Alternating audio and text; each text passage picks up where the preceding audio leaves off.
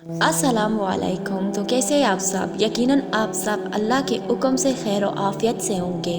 आज की वीडियो उन लोगों के लिए है जो इंतहाई गम में और परेशानी में और आजमाइश में घिरे हुए हैं, जिन्हें कुछ भी समझ नहीं आ रहा कि अभी उन्हें क्या करना चाहिए, जो हर तरफ से मायूस हो चुके हैं, जो तन्हाई के समंदर में डूबे हुए हैं। आज की वीडियो उन लोगों के लिए बहुत ख़ास पैगाम देगी। तो आज की वीडियो में मैं शुरू करूँगी कुरान की आयत नंबर सूरह बकरा की आयत नंबर 186 में अल्लाह ताला क्या फरमाता है। ए पैगंबर, जब तुमसे मेरे बंदे मेरे बारे में दरियाफ्त करें तो उन्हें मालूम हो कि मैं तो तुम्हारे पास ही हूँ। जब कोई पुकारने वाला मुझे पुकारता है तो मैं इसकी दुआ कबूल करता हूँ। तो उनको चाहिए कि मेरे हुक्मों को माने और मुझ पर ईमान रखें ताकि नेक रास्ता पाएँ। इस आयत में अल्लाह ताला ने हमें कितनी बड़ी तसल्ली दी, कितनी बड़ी बात हमसे कही है कि ए पैगंबर, मेरे बंदों को बता दो जब वो मेरे बारे में दरियाफ्त करें। अल्लाह ताला के बारे में हम यही सोचते हैं ना कि अल्लाह ताला हमारी दुआएं कब सुनेगा, हमारी मदद कब करेगा, हमारी आजमाइश कब ख़त्म करेगा। कहीं ना कहीं हमारे दिल में ये बात आती रहती है, हमारा दिमाग हर वक्त इन सोचों में होता है कि हमारी आजमाइशें कब ख़त्म होगी, वो अल्लाह ताला हमारी मदद कब करेगा।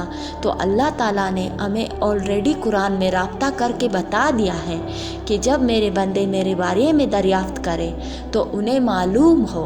यहाँ पर अल्लाह ताला हमें क्या बता रहा है कि हमें ऑलरेडी मालूम होना चाहिए, इस बात का अंदाज़ा होना चाहिए कि मैं तो तुम्हारे पास ही हूँ, कि वो अल्लाह तो हर वक्त हमारे साथ है। जब हम पर आजमाइश आती है, तकलीफ़ आती है, मुश्किल आती है, कोई भी परेशानी होती है, तब ही अल्लाह हमारे पास होता है, हमारे साथ ही होता है।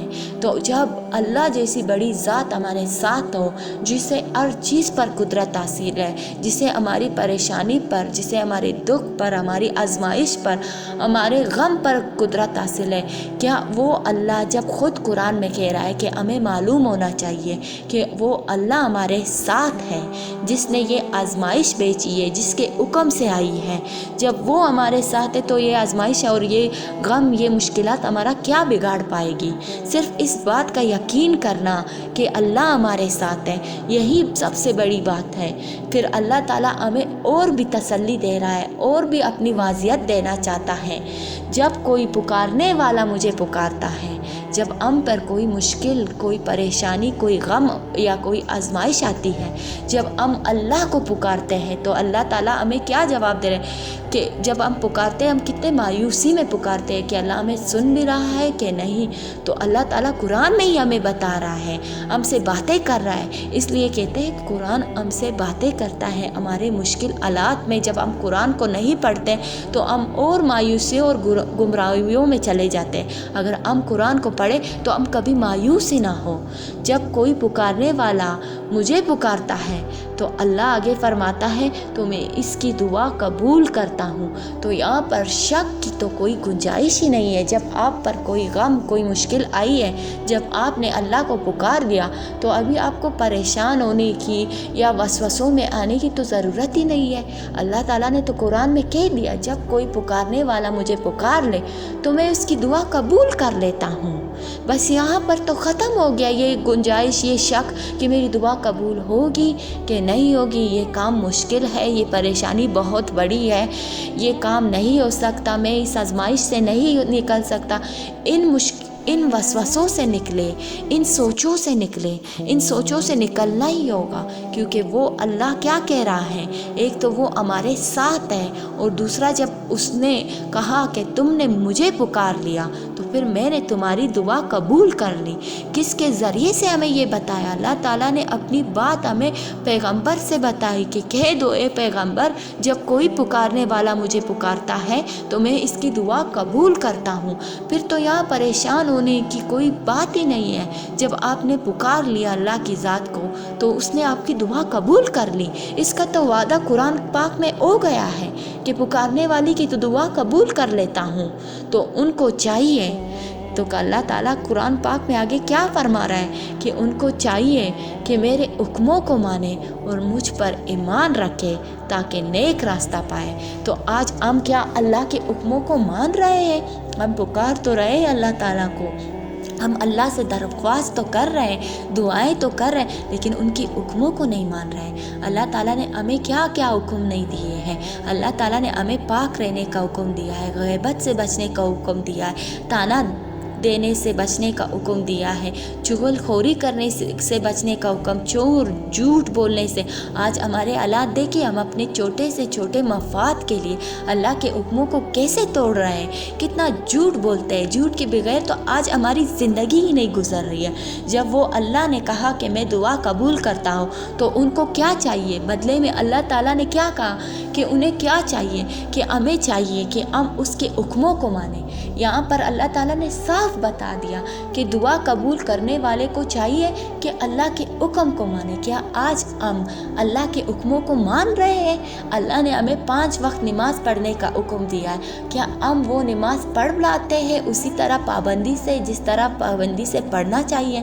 ہمیں تو جب مشکل یا پریشانی ہے تب ہم نماز پڑھتے ہیں، اگر پڑھتے بھی ہیں تو کیا اس طرح دل سے پڑھتے ہیں؟ کیا ہمیں پتہ ہوتا ہے کہ ہم نماز میں اللہ سے کیا مانگ رہے ہیں؟ ہم اللہ کی عبادت کرتے ہیں، اللہ تجھی سے مدد مانگتے ہیں، کیا ہم اپنے دن روز مرہ کے کام میں اللہ کی عبادت کرتے بھی ہیں کہ نہیں؟ کب کرتے ہیں؟ اللہ کی عبادت تو یہ ہے کہ نیک کام کرنا۔ کیا ہم اپنے گھر والوں کے ساتھ نیکی کا معاملہ کرتے ہیں؟ ہم تو اپنے تلخ الفاظوں سے گھر والوں کے دل کو اتنا چیر دیتے ہیں۔ کیا کہاں ہم اللہ کی عبادت کر رہے ہیں؟ ہم کوئی اللہ کی عبادت نہیں کرتے۔ ہم تو تھوڑی سی فرسٹریشن میں، تھوڑی سی آزمائش سے، تھوڑی سی سختی ہم پر آ جائے تو ہم اس اللہ سے شکوے گلے کرنے لگ جاتے ہیں۔ یہاں ہمارا ایمان اتنا کمزور ہے اور اس اللہ سے بغاوت کرنے لگ جاتے ہیں، یہاں وہاں انسانوں کے در پہ ٹوکرے کھانے لگ جاتے ہیں کہ انسان ابھی میرے مدد کرے گا۔ ہم تو اتنے کمزور ایمان میں، کہاں ہم ان کی حکموں کو مانتے ہیں؟ ہم نہیں مانتے ان کی حکموں کو۔ اللہ نے کہا کہ میں دعا قبول کرتا ہوں تو ان کو چاہیے کہ میرے حکموں کو مانیں، کہاں ہم مانتے ہیں؟ ہم اپنے گربان میں اگر جان کر دیکھیں تو ہمیں پتہ چلے کیا ہم حکموں کو مانتے ہیں؟ ہم جیسے لگے ہوئے ہیں یہ دعا قبول کرنے کی کوششوں میں، کیا ہم اس بات پہ توجہ دے رہے ہیں کہ ہمیں اللہ کے حکموں کو بھی ماننا چاہیے تبھی دعا قبول ہوگی؟ ہرگز نہیں مانتے ہم اللہ کے حکموں کو۔ ہم اپنے آپ سے بھی منافقت کرتے ہیں اور دنیا سے بھی منافقت کر رہے ہیں اور اللہ کی ذات سے بھی منافق بن کے گھوم رہے ہیں، کیونکہ اگر ہم دل سے اور ایمان سے اللہ کے حکموں کو مانیں تو ہماری دعا قبول ہو جائے۔ اگر آج ہماری دعا قبول نہیں ہو رہی ہے تو اس کے پیچھے ایک بڑی راز یہی ہے کہ ہم کہیں نہ کہیں اللہ کی حکموں کو نہیں مان رہے ہیں، اللہ کی نافرمانی کر رہے ہیں۔ اور مجھ پر ایمان رکھے، اللہ تعالیٰ آگے آیات میں کیا فرما رہا ہے؟ اور مجھ پر ایمان رکھے تاکہ نیک راستہ پائے۔ ہمارا ایمان کہاں ہے اللہ پر؟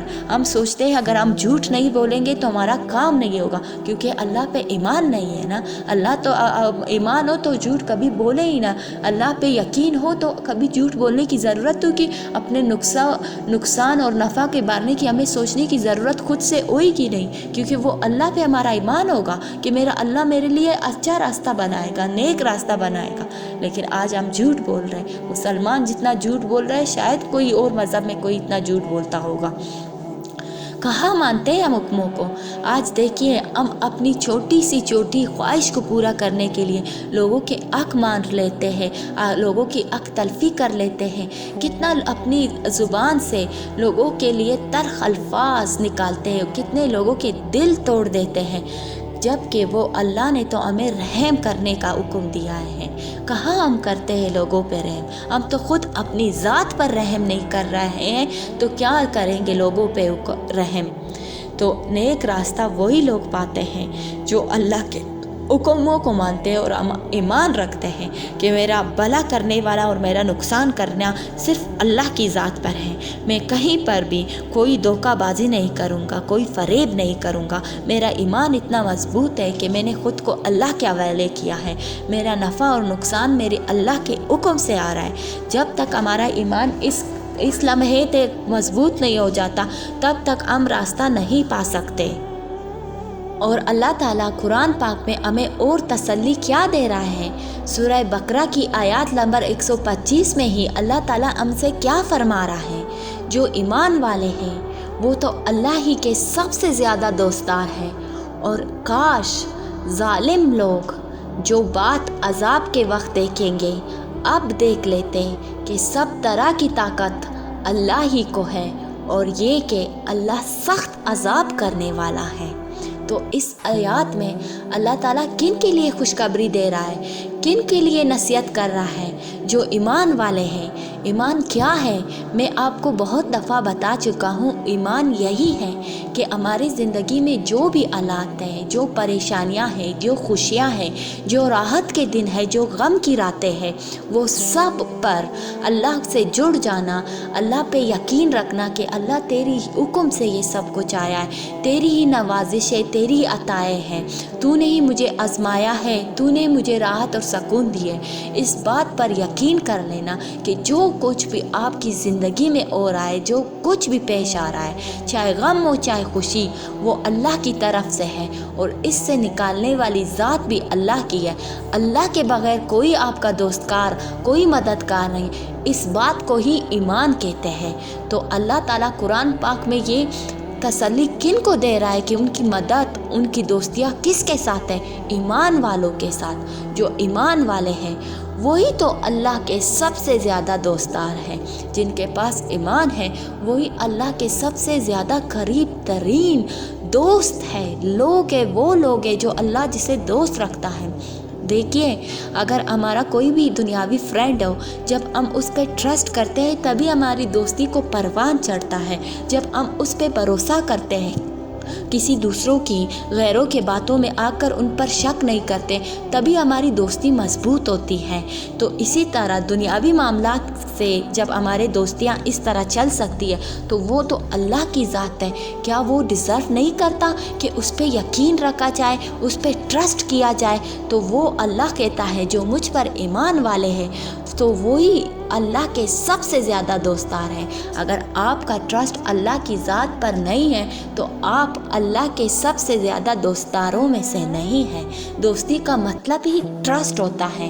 ہم کس سے دوستی کرتے ہیں اس دنیا میں؟ جن پر ہمارا ٹرسٹ ہوتا ہے کہ یہ بندہ میری کسی مشکل میں کہیں پر بھی ہمیں سپورٹ کرے گا، ہمارا اعتبار ہوتا ہے، تبھی ہم دوستی لگاتے ہیں کسی سے۔ تو اللہ بھی ہم انہی کے ساتھ دوستی کرتا ہے جو اس بات کا یقین، بھروسہ رکھتے ہیں کہ یہ میرے حالات جو ہے صرف اللہ کے ہاتھ میں ہے، یہ سب کچھ اللہ ہی کرنے والا ہے۔ تو اللہ ان کو دوست رکھتا ہے جو اللہ سے شک کرتے ہیں، اللہ سے مایوس ہوتے ہیں، اللہ کو اپنا بھروسہ نہیں کر پاتے اللہ پر، تو وہ اللہ کے دوست کبھی ہو ہی نہیں سکتے۔ دوست وہی ہوتے ہیں جو ایمان والے ہوتے ہیں۔ اور کاش ظالم جو بات عذاب کے وقت دیکھیں گے اب دیکھ لیتے کہ سب طرح کی طاقت اللہ ہی کو ہے۔ اس آیات میں کتنی درد چھپی بات ہے، کتنی دردناک بات ہے۔ کاش جو ظالم لوگ ہیں جو عذاب کے وقت وہ بات دیکھیں گے اب دیکھ لیتے۔ ظالم کون ہے؟ ظالم وہ ہوتے ہیں جو اللہ پہ بھروسہ نہیں کرتے، اللہ کے حکموں پر، اللہ پر ایمان نہیں لاتے، تو وہ کیا کرتے ہیں؟ وہ ظالم ہوتے ہیں۔ کیونکہ اس سے بڑی ظلم کی انتہا کیا ہو سکتی ہے؟ جس اللہ نے تمہیں پیدا کیا، تمہیں رزق بخشا، تمہیں مشکل میں ڈال کر تم پر آسانیاں لائی، تم پہ حالات گزارے، تمہیں مضبوط بنایا، پھر بھی آپ اس پر ایمان نہ لائے اور یہ سوچے کہ میری مشکل میں خود حل کر لوں گا، یا دنیا میری حل کر دے گی، یا کوئی اور وسیلہ حل کر دے گا۔ یہ کہاں کا انصاف ہے؟ یہ ظلم نہیں ہے اور تو کیا ہے؟ دیکھیے، اس بات کی مثال میں آپ کو ایسے دوں گی۔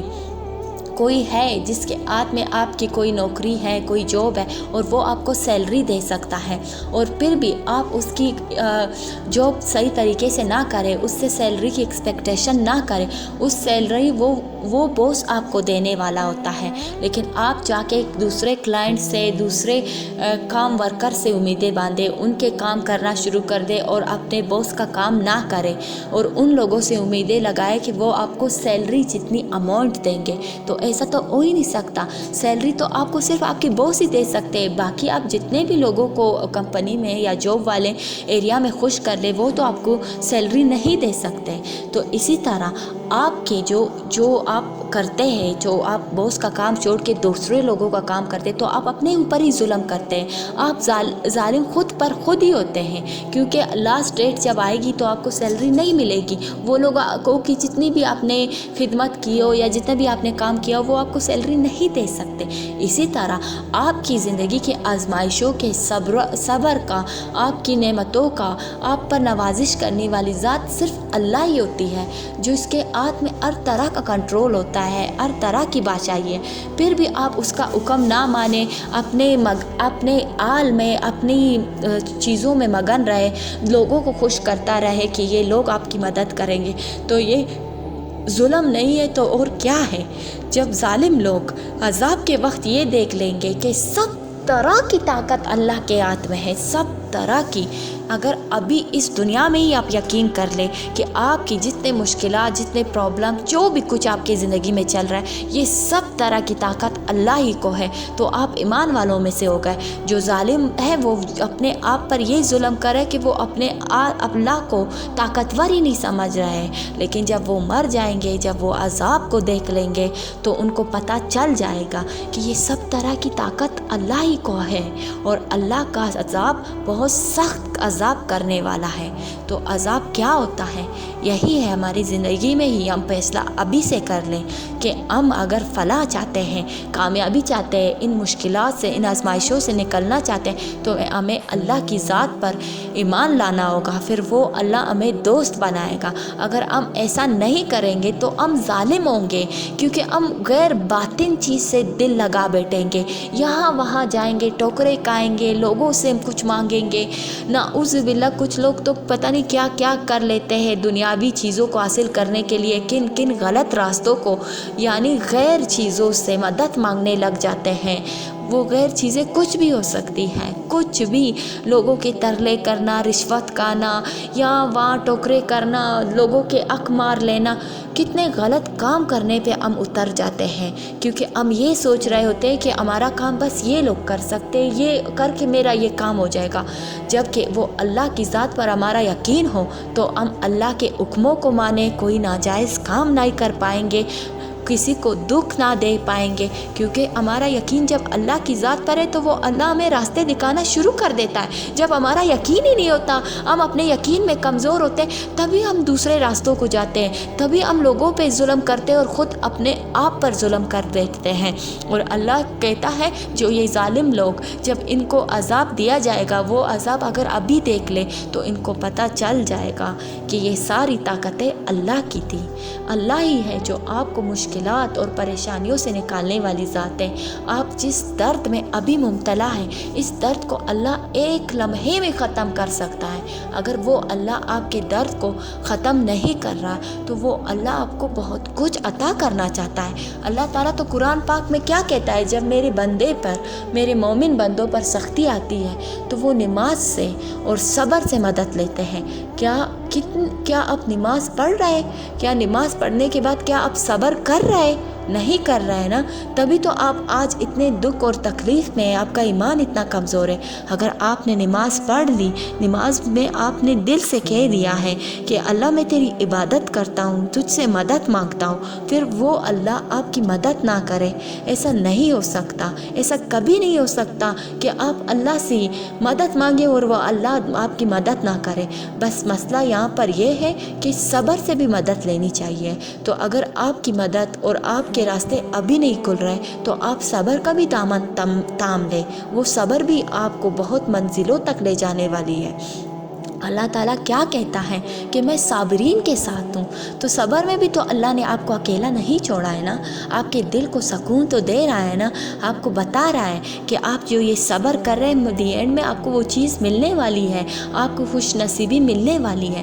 آپ کا دل مطمئن تو ہے نا، صبر تو کر کے دیکھے، تھوڑا سا انتظار اور کرے۔ اگر آپ کو یہ انتظار کی اور صبر کی توفیق بھی ملی، اگر آپ کہہ رہے ہیں کہ میں صبر تو کر رہا ہوں، تو اس میں بھی تکبر نہ کرے، یہ صبر کی توفیق بھی آپ کو اللہ نے دی ہے۔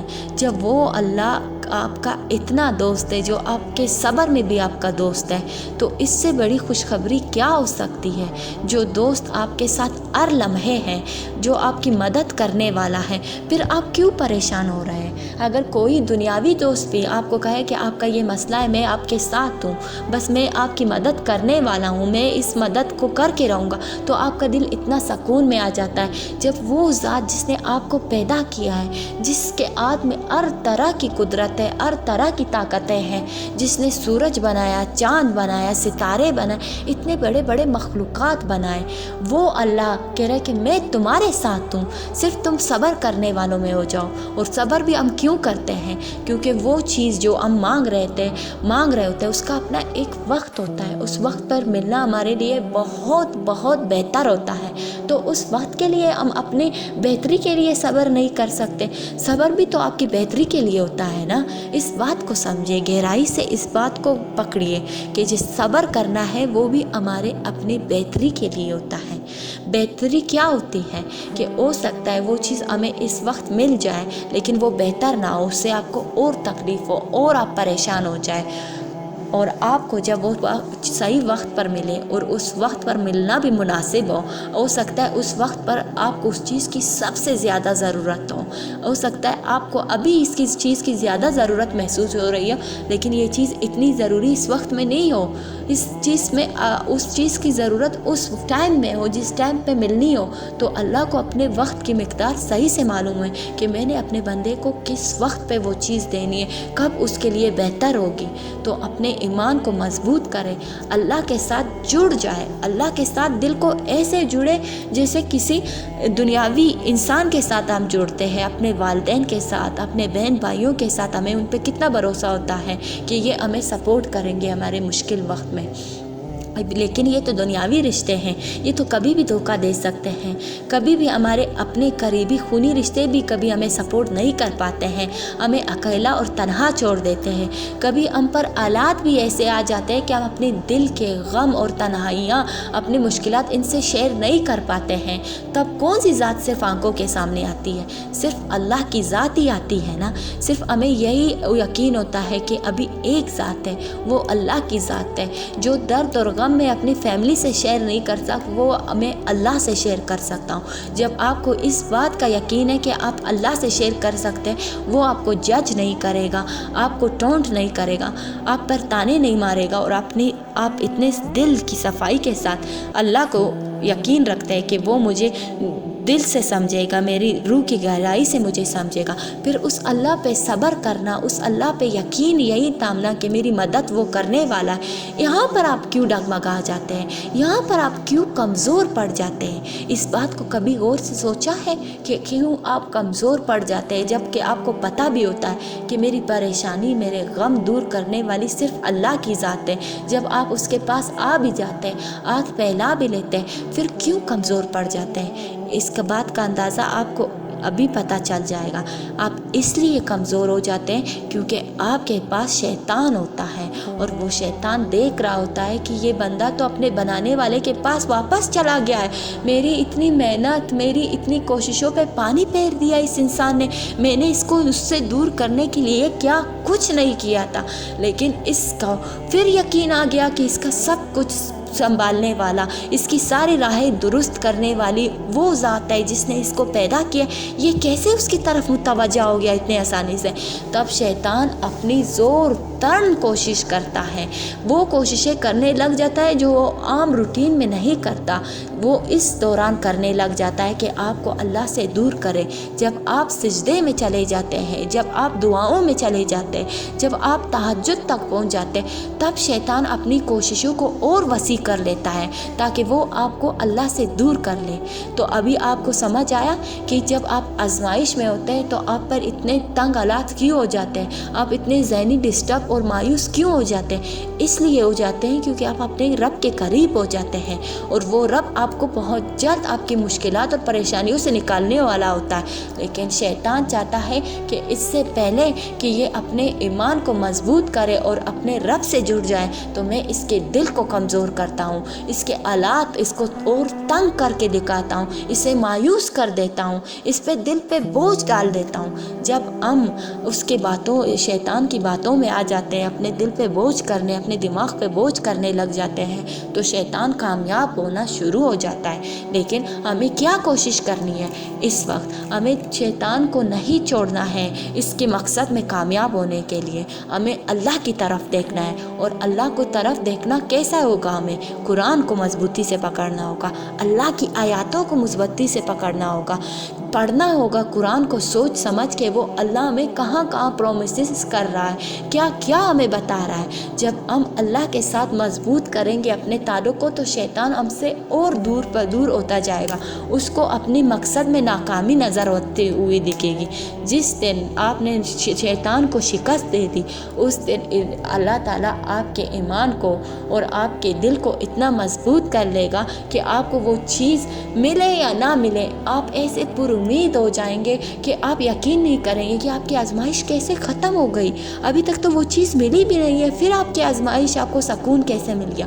سکون اس لیے مل جاتا ہے کیونکہ شیطان کے وار بند ہو جاتے ہیں، اور آپ کا دل ایمان اور نور سے اتنا بھر جاتا ہے، اللہ کا یہ اس طرح کا یقین آ جاتا ہے کہ بس اب اللہ نے میری آزمائش ختم کر دی، اب وہ چیز مجھے ملنے والی ہے، کیونکہ اللہ کی قدرت پر اور اللہ کی طاقت کا آپ کا یقین مضبوط ہو چکا ہوتا ہے، اور آپ کو پتہ چل چکا ہوتا ہے کہ بس اب وہ چیز ملنے والی ہے، اب میں انتظار کر رہا ہوں اور صبر کر رہا ہوں، اور وہ چیز آنے ہی والی کسی بھی لمحے۔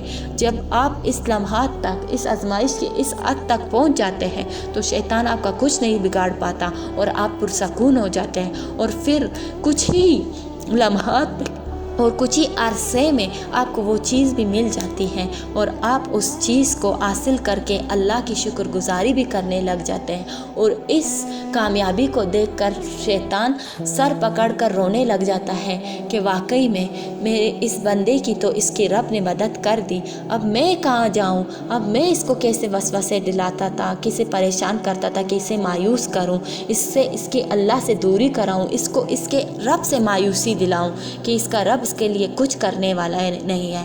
لیکن یہ انسان اتنا مضبوط تھا، اس نے اپنے رب کو پا لیا، مجھے شکست دے دی۔ آپ دے دینا شیطان کو شکست، آپ شیطان کو سائڈ پر کر دینا۔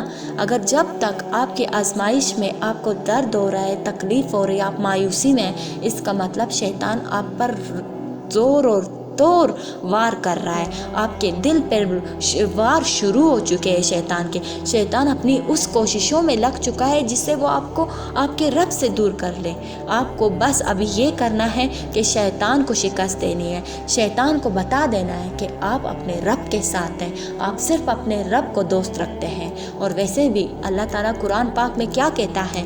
جو شیطان کے دوست ہیں وہ کبھی فلاح نہیں پانے والے ہیں، وہ کبھی بھی راستہ نہیں پا پائیں گے۔ تو آپ شیطان کی دوستی نہ کریں، شیطان کی باتوں میں نہ آئیں، خود کو مایوس، ڈپریشن اور انگزائٹی میں نہ لے کے جائیے۔ سب کچھ شیطان کر رہا ہے آپ سے، یہ جتنے بھی آپ کے دل میں مایوسی کی خیالات آ رہے ہیں، یہ شیطان کی طرف آ رہا ہے، آپ کو وہ بزی کرنا چاہتا ہے باطن چیزوں میں، تاکہ آپ باطن کی طرف آ جائے اور آپ کو بھول جائے آپ کیا ہے۔ آپ یہی ہے جو قرآن میں اللہ تعالیٰ نے آپ سے کہا کہ میں جو میرے پکارنے والا بندہ ہے، میں اس کی پکار سنتا ہوں اور اس کی دعا قبول کرتا ہوں، بس اسے چاہیے کہ میرے حکموں کو مانے۔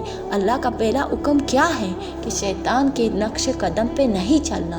بس آپ نے ابھی شیطان کے نقش قدم پہ بالکل نہیں چلنا۔ شیطان آپ کے سامنے بہت برے برے خیالات، برے برے کام لا رہا ہے، برے برے وسوسے لا رہا ہے کہ تم یہ کر لو یہ ہو جائے گا، وہ کر لو تو وہ ہو جائے گا۔ جتنے بھی شیطانی خیالات آپ کے دل میں آ رہے ہیں، اس کو سٹاپ کریں، شیطان سے دور ہو جائے، اللہ کے حکموں کو مانیں۔ اللہ کے حکموں کو مان کر آپ اللہ کے قریب بھی ہو جائیں گے، اور آپ کو راستے بھی دکھنا شروع ہو جائیں گے۔ اس راستے پر جو اللہ کے حکم پر مان کر آپ چلیں گے تو آپ کی منزل بھی آپ کو ملنے والی ہے، اور آپ کو راستہ بھی دکھنے والا ہے۔ تو اپنے آپ کو اللہ کی آیاتوں سے جوڑ لے، اللہ کی آیاتوں کو پڑھے، اسے دل سے سمجھنے کی کوشش کرے، اللہ پر ایمان رکھے کہ اللہ آپ کی اس آزمائش کو جلد از جلد نکالنے والا ہے، آپ پر بہت جلد اچھے حالات آنے والے ہیں، آپ کی تمام مشکلات ختم ہونے والی ہے۔ جو آج کے آپ کے دن ہے وہ بہت جلد آپ کی کامیابیوں میں تبدیل ہونے والے ہیں۔ آپ کے یہ دن جو ہے یہ پروسیس کا حصہ ہے، کامیابیوں کی طرف جانے والی اس منزل کا حصہ ہے۔ تو اس منزل کو اللہ کا سہارے پکڑ کر، اللہ کی ہاتھ پکڑ کر نکل جائے، اللہ سے دعائیں، اللہ سے سجدے، اللہ سے ذکر اذکار کے ذریعے جڑ جائے، اللہ کی طرف آ جائے اور شیطان کو اپنے سے جتنا ہو سکے دور کرنے کی کوشش کرے، اس شیطان کو اتنا دور پش کر لے کہ وہ آپ کے پاس آ ہی نہ سکے۔ بس آخر میں یہی کہنا چاہوں گی، اپنے ایمان کو مضبوط کرے، اللہ کے ساتھ جڑ جائے اور میرے لیے بھی دعائیں کرے، اپنے لیے بھی دعائیں کرے۔ آج کی ویڈیو میں امید ہے آپ لوگوں کی کافی مدد ہو چکی ہوگی۔ اگر ویڈیو پسند آئی تو کمنٹ سیکشن میں کمنٹ لازمی کرے۔ تو ملتے ہیں نیکسٹ ویڈیو میں، تب تک کے لیے مجھے دیجیے اجازت۔ اللہ حافظ۔